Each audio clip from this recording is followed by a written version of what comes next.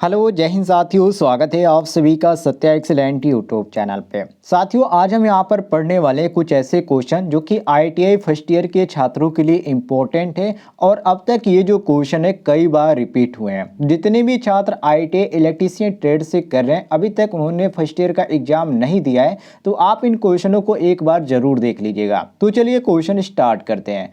पहला क्वेश्चन मैंने कवर किया है कि किसी चालक का प्रतिरोध किसके समानुपाती नहीं होता है। तापमान के, ए ऑप्शन, बी ऑप्शन प्रतिरोधकता के, सी ऑप्शन लंबाई के और डी ऑप्शन एकांक क्षेत्रफल के। तो साथियों आप ध्यान रखिएगा, सूत्र के अनुसार आप इसको बता सकते हैं। जो सूत्र होता है आपका आर बराबर रो एल अपान ए होता है, ठीक है। अर्थात चालक का प्रतिरोध एकांक क्षेत्रफल के समानुपाती नहीं होता है। यदि तापमान बढ़ेंगे तो प्रतिरोध का जो मान होगा वो क्या हो जाएगा, वो कम होगा। इसलिए यहाँ पर सही हो जाता है साथियों ऑप्शन नंबर डी एकांक क्षेत्रफल। क्वेश्चन के अनुसार हमारा डी ऑप्शन करेक्ट आंसर हो जाता है, ध्यान दीजिएगा।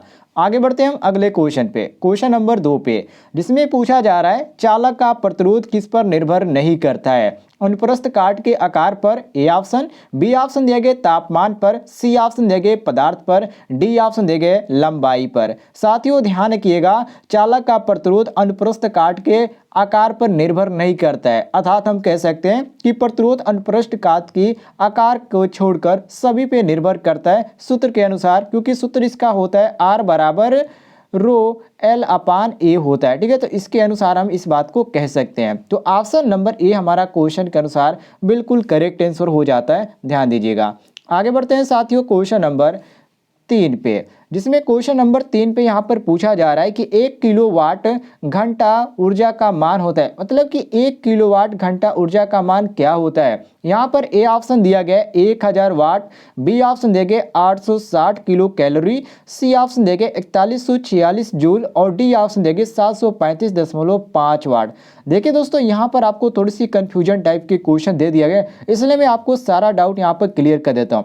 देखिए 1 किलोवाट घंटा का ऊर्जा का जो मान होता है 860 किलो कैलोरी होता है, और यदि 1 किलोवाट घंटा पूछा जाए तो 3 दशमलव कितना 3.6 गुणे 10⁻⁶ जूल हो जाता है। और 1 किलो घंटा का पूछा जाए तो यही आपका 1.6 गुणे 10⁻यहाँ पर 6 हो जाता है, गुणे 0.0000239 किलो कैलोरी हो जाता है। और 1 किलो घंटा का पूछा जाए तो 860.6 किलो कैलोरी हो जाता है, जो कि इसमें आपको सही ऑप्शन देखने को मिलता है ऑप्शन नंबर बी। तो हम क्वेश्चन के अनुसार यहाँ पर बी ऑप्शन करेक्ट आंसर मारेंगे। सभी लोग मिला लीजिएगा, और यदि आपको किसी भी क्वेश्चन में कोई भी डाउट होता है तो कमेंट में पूछ लीजिएगा। और पीडीएफ की बात करें साथियों, तो पीडीएफ आपको इस वीडियो के डिस्क्रिप्शन में टेलीग्राम ग्रुप का लिंक दे दिया गया, वहां से आप टेलीग्राम ग्रुप से जाकर आसानी से इसका पीडीएफ भी डाउनलोड कर सकते हैं, कोई भी दिक्कत नहीं है। इसके बाद साथियों यहाँ पर आते हैं क्वेश्चन नंबर 4 पे, जिसमें कहा जा रहा है कि 50 चालकता जी का मात्रक होता है। ये भी आपका मोस्ट इंपॉर्टेंट है साथियों। इसमें आपका दिया गया ए ऑप्शन, जो कि देख सकते हैं यहाँ पर महो दिया गया और यहाँ पर साइनमन दिया गया, और यहाँ पर दोनों दिए गए और उपयुक्त में से कोई नहीं। ये भी क्वेश्चन आपका दोस्तों मोस्ट इंपॉर्टेंट क्वेश्चन है। अब इसको ध्यान से देख लीजिए। देखिए साथियों, चालकता किसी चालक का वह गुण होता है जो कि विद्युत पदार्थ के प्रवाह के समय होती है, जो कि चालकत्व का मात्रक होता है महो, और इसमें जो आपका महो दिया गया हमारा ऑप्शन नंबर ए बिल्कुल मैच कर रहा है। तो हम क्वेश्चन के अनुसार साथियों मारेंगे ऑप्शन नंबर ए बिल्कुल करेक्ट आंसर, ध्यान दीजिएगा। मोस्ट इंपॉर्टेंट क्वेश्चन है साथियों। आगे बढ़ते हैं क्वेश्चन नंबर 5 पे।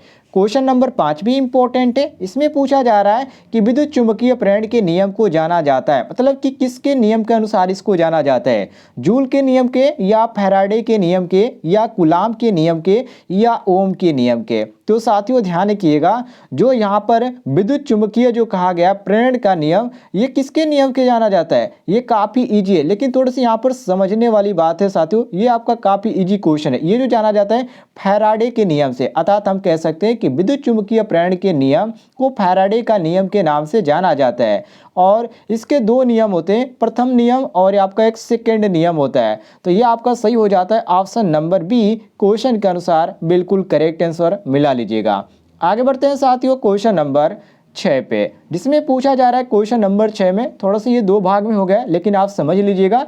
इसमें कहा जा रहा है कि प्रत्यावर्ती धारा का विकास किसने किया था? टेस्ला ने, फैराडे ने, या मैक्सवेल ने, या एडिसन ने? तो साथियों प्रत्यावर्ती धारा का जो विकास है टेस्ला ने किया था, और प्रत्यावर्ती धारा वो धारा है जो किसी विद्युत परिपथ में अपने दिशा और परिणाम दोनों समय के साथ बदलती रहती है। तो इस चीज को भी आप नोट कर लीजिएगा। तो ऑप्शन नंबर ए हमारा क्वेश्चन के अनुसार बिल्कुल करेक्ट आंसर हो जाता है। यदि आपको जानकारी अच्छी लगती है तो वीडियो पर लाइक करना ना भूलिएगा, और चैनल पे यदि आप नए होंगे तो चैनल को भी आप सब्सक्राइब कर दीजिएगा। और यदि आपको लाइव क्लास चाहिए तो भी आप कमेंट में बता सकते हैं कि सर हमको इस तरह के क्वेश्चन के लाइव क्लास चाहिए, तो मैं लाइव क्लास भी आपके लिए लेके आ जाऊँगा। अगला क्वेश्चन यहाँ पर कहा जा रहा है कि एक स्टेप अप ट्रांसफार्मर बढ़ाता है। ए ऑप्शन शक्ति को, बी ऑप्शन प्रतिरोध को, सी ऑप्शन वोल्टेज को, और डी ऑप्शन आवृत्ति को। ध्यान रखिएगा, एक जो आपका ट्रांसफार्मर होता है, ठीक है, वो प्रत्यावर्ती विद्युत का एक स्थैतिक युक्ति होता है जो कि विद्युत की वोल्टता को बदलता है। तब कब बदलता है, किस स्थिति में? तो ये आपका जो होता है न्यून वोल्टता को उच्च वोल्टता में बदलता है, और ये जो होता है स्टेप अप ट्रांसफार्मर को ही ये बदलता है। स्टेप अप ट्रांसफार्मर के द्वारा ही ये कार्य होता है। तो यहाँ पर सही हो जाता है साथियों आपका ऑप्शन नंबर सी, जो कि वोल्टेज को क्या करता है, ये बढ़ाता है। तो ऑप्शन नंबर सी हमारा क्वेश्चन के अनुसार बिल्कुल करेक्ट आंसर हो जाता है। मिला लीजिएगा जिन छात्रों को कन्फ्यूजन होगा। आगे बढ़ते हैं क्वेश्चन नंबर 8 पे, जिसमें क्वेश्चन नंबर 8 में पूछा जा रहा है कि लेड एसिड सेल का सांकेतिक वोल्टेज है। A option 12 volt, b option 1.4 volt, c option 24 volt, और डी ऑप्शन यहाँ पर दिया गया है 2 वोल्ट। अब जिनको ये क्वेश्चन आता है वो सभी लोग कमेंट में बताइएगा, मात्र आपको दे देते हैं 5 सेकेंड का मौका। चलिए जितने भी छात्र इस वीडियो को देख रहे हैं सभी लोग बताइए मात्र 5 सेकेंड में कि क्वेश्चन नंबर 8 का आंसर क्या हो, क्योंकि ये काफ़ी ईजी है और आपने लेड एसिड सेल का जो सांकेतिक वोल्टेज है ये देखा भी होगा, क्योंकि ये जो है बिल्कुल व्यवहारिक है, आपने इसको जरूर देखा होगा। तो जितने भी छात्र इस वीडियो को देख रहे हैं सभी लोग बताइए। चलिए फटाफट देखिए साथियों, यहाँ पर सही हो जाता है आपका ऑप्शन नंबर डी 2 वोल्ट। क्यों? देखिए लेड एसिड सेल का जो सांकेतिक वोल्टेज होता है अर्थात जो आपका इसका वोल्टेज होता है वो 2 वोल्टेज होता है, लेकिन इसकी जो यदि दक्षता की बात किया जाए, एफिशिएंसी की बात किया जाए तो ये कितना होता है 85 होता है। कितना होता है दोस्तों? 85% होता है। इसको भी आप ध्यान रखिएगा, मोस्ट इंपॉर्टेंट है आपका। आगे बढ़ते हैं क्वेश्चन नंबर 9 पे, जिसमें पूछा जा रहा है कि चुंबकशीलता का व्युत्क्रम है। जैसे कि ए ऑप्शन दिया गया चालकता, बी ऑप्शन दिया गया सस्पेंटेंस, और सी ऑप्शन दिया गया प्रतिष्ठनता, और डी ऑप्शन दिया गया परमिटिविटी। तो साथियों यहाँ पर आपको कौन सा ऑप्शन सही लगता है? चलिए फटाफट बताइए, जितने भी लोगों को ये क्वेश्चन आ रहा है सभी लोग बताइए, मोस्ट इंपॉर्टेंट है दोस्तों। चलिए फटाफट सभी लोग बताइए। तो देखिए यहाँ पर आपका सही हो जाता है ऑप्शन नंबर सी, जिसको क्या बोला जाता है? प्रतिष्ठमता बोला जाता है। सी ऑप्शन करेक्ट हो जाता है, क्योंकि चुंबकीय जो चुंबकशीलता होती है, जो मैग्नेटिक जो परमिटिविटी होती है, उसके व्युत्क्रम को ही प्रतिष्ठमता कहते हैं, जो कि यहाँ पर आपको सी ऑप्शन देखने को मिलता है बिल्कुल करेक्ट आंसर। तो क्वेश्चन के अनुसार हमारा सी ऑप्शन करेक्ट आंसर हो जाता है। आगे बढ़ते हैं साथियों क्वेश्चन नंबर 10 पे, जिसमें क्वेश्चन नंबर 10 में पूछा जा रहा है कि संधारित्र में शक्ति गुणांक का मान होता है समान होता है, या अनंत होता है, या शून्य पश्चगामी होता है, या शून्य अग्रगामी होता है। मोस्ट इंपॉर्टेंट है साथियों, सभी लोग समझने का प्रयास कीजिएगा।